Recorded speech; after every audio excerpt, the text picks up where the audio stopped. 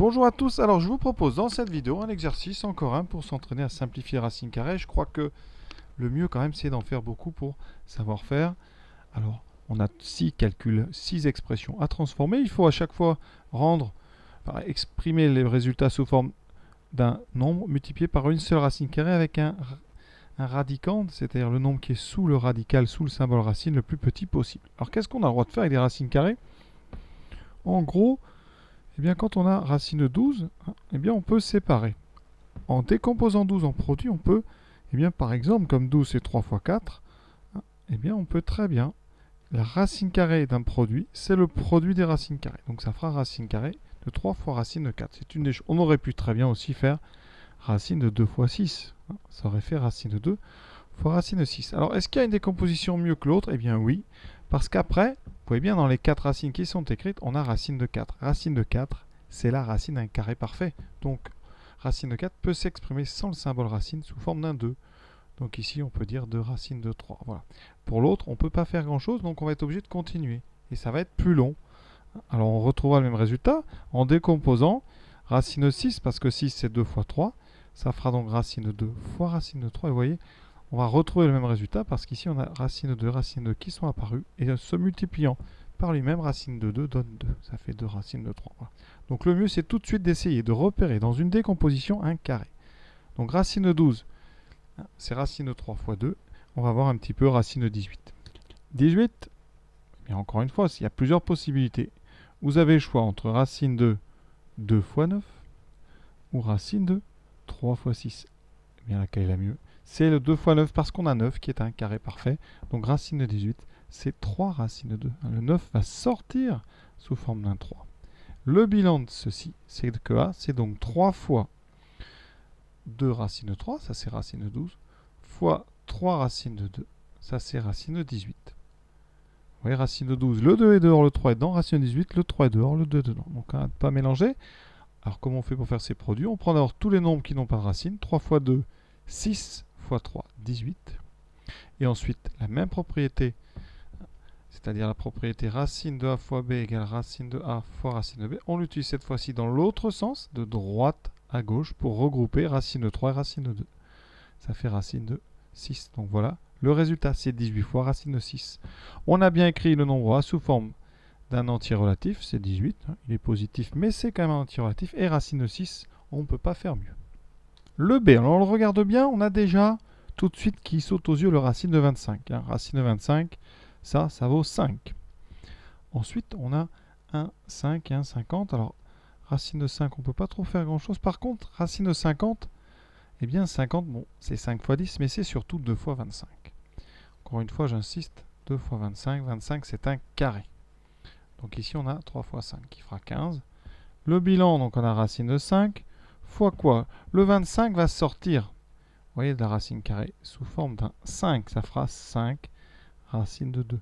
Fois 3 fois 5, ici 15. On a fini. Pourquoi? On fait le produit des nombres qui ne sont pas avec des racines. 5 fois 15. 5 fois 15, ça fait 75. Et ensuite, racine de 5, racine de 2. La seule chose qu'on peut faire, c'est les regrouper pour faire racine de 10. Donc voilà, oui, ça va très très vite. Le C, très rapide, racine de 12, on en a déjà parlé. C'est donc racine de 3 fois 4 et 30. Alors 30, c'est quoi? C'est 5 fois 6, on ne peut pas faire grand-chose. D'accord, donc on va déjà bien s'occuper du 3 fois 4. Donc là, ça fait 2 racines de 3. Le 4 ici à droite sortir sous forme d'un 2 fois 30. Qu'est-ce qu'on peut faire de ça? Alors là, c'est intéressant, on a un 3 et dans 30, on a aussi un 3.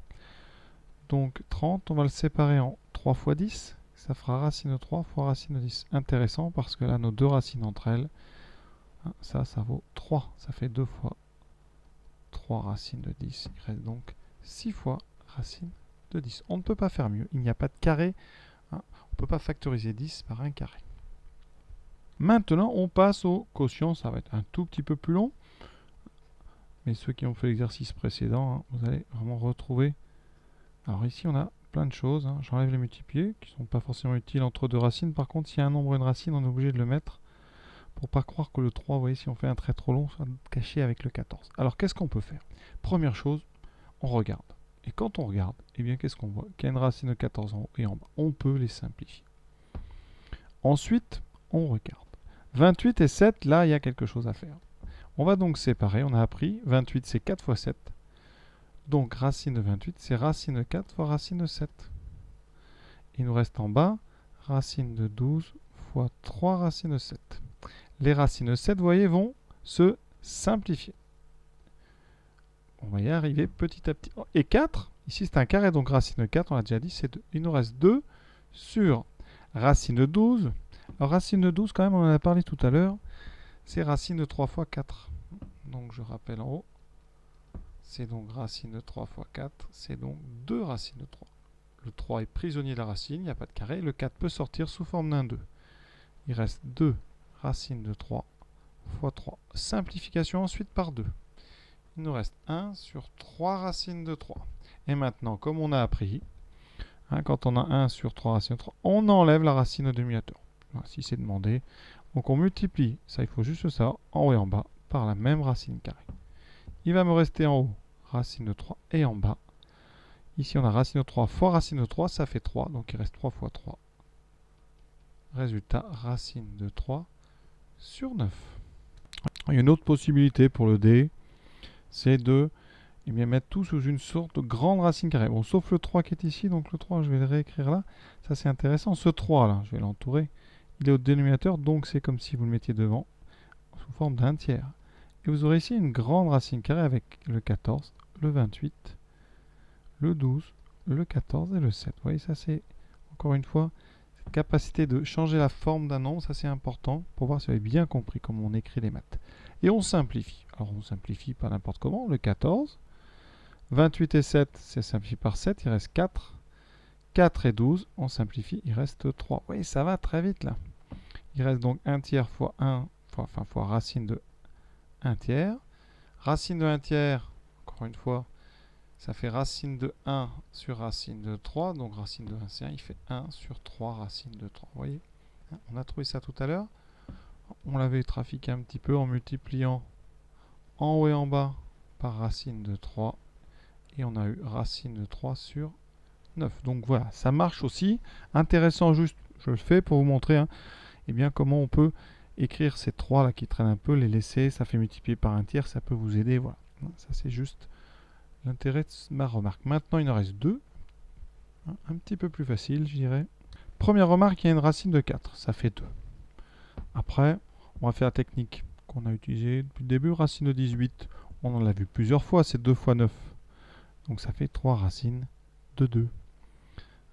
Racine de 10, pour l'instant, je n'y touche pas encore. Même si on peut dire que c'est racine de 5 fois racine de 2, on verra. Ça peut être intéressant, effectivement. Racine de 12, 12 c'est 3 fois 4, donc c'est 2 racines de 3. Bon, je réécris une énième fois. Racine de 18, 2 fois 9, donc le 9 sort sous forme d'un 3. Racine de 12, c'est 3 fois 4, c'est le 4 qui sort sous forme d'un 2. Qu'est-ce qui nous reste? Alors des simplifications, une. Les 2 se simplifient. La racine de 2 aussi. Il reste pour un premier bilan 3 sur racine de 3 fois racine de 5, racine de 15. Je regroupe les deux racines. Racine de 5 fois racine de 3 égale racine de 15. Il reste à multiplier en haut et en bas par la même racine carrée, racine de 15. Qu'est-ce qui reste? 3 sur racine de 15 sur racine de 15 fois racine de 15 qui fait 15. On peut simplifier par 3. Il reste racine de 15 sur 5 qu'on peut écrire 1/5 de racine de 15. Ça c'est joli. Voilà. Voilà donc la réponse à notre exercice, le E. Alors ça c'est la première méthode. Je vais quand même vous montrer la deuxième. Il s'agit de tout mettre sous une grande racine carrée, sous un grand radical, ce qui fait 4 fois 18 sur 10 fois 12. Vous voyez l'avantage ici. Et on va simplifier cette fraction.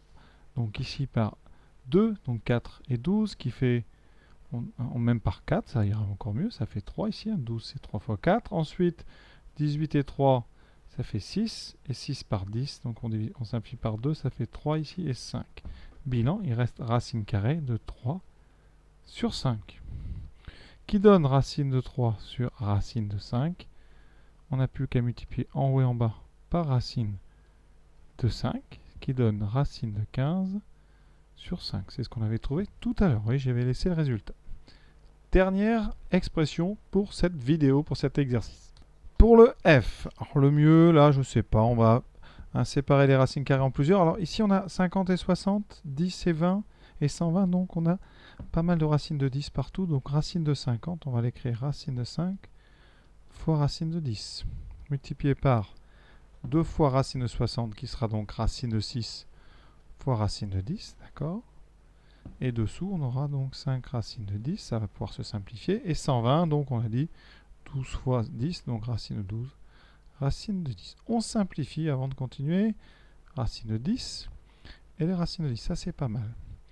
On fait un premier bilan.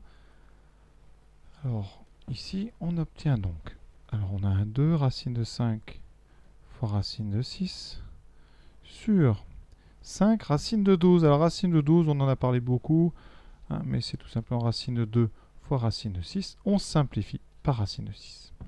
Il me reste 2 racines de 5 sur 5 racines de 2. C'est assez rigolo, les deux nombres sont inversés. On a vu comment simplifier ça juste pour la racine qui est au-dessous en multipliant en haut et en bas par racine de 2. Ça veut dire que j'aurai 2 racines de 2 fois 5, 10, sur 5 fois racine de 2 fois racine de 2, ça fait 2. On peut simplifier par 2, il reste racine de 10 sur 5. Ça, on va dire que c'est la première méthode, hein. On éclate toutes les racines en plein de petites racines. Deuxième méthode. Alors la seule chose ici, on va faire une grande racine carrée, mais le 2 et le 5, on va les mettre devant. Voilà, ça j'aime bien. Et après, on a une grande racine carrée. Donc 50 fois 60 sur 10 fois 120. Et vous voyez, comme tout à l'heure, on va simplifier. Alors on peut tout simplifier déjà par 10 deux fois. Il ne reste pas grand chose. Vous voyez, il reste 2 cinquièmes multiplié par racine carrée de 5 fois 6 sur 12. On simplifie par 6. Il reste donc 2 sur 5 et racine de 5 sur 2. Vous voyez, les deux nombres encore sont inversés. Alors qu'est-ce qu'on peut faire là? Eh bien, on sépare la racine, hein, sous forme de 2 racines carrées. Hein. Racine, un quotient, c'est le quotient des racines. On a des phrases comme ça. Et comme tout à l'heure, on multiplie en haut et en bas par racine carrée de 2. On obtient donc, alors ici, 2 racines de 10 sur 5 fois racine de 2 fois racine de 2, ça fait 2. On simplifie par 2 et on retombe sur racine de 10 sur 5. Voilà, alors cet exercice est terminé. Alors moi j'aime bien ce genre d'exercice parce que ça n'a pas grand intérêt, on va dire, scientifique, mais ça permet de s'entraîner sur les racines carrées, l'écriture des nombres, hein, les positions, numérateur, dénominateur, les simplifications de fractions, ça c'est quand même une chose très très importante en maths. Et aussi un petit peu de patience parce que ce n'est pas un exercice très court, donc il faut apprendre à bien rédiger jusqu'au bout de l'exercice. Voilà, j'espère que ça vous a permis de progresser. À très bientôt.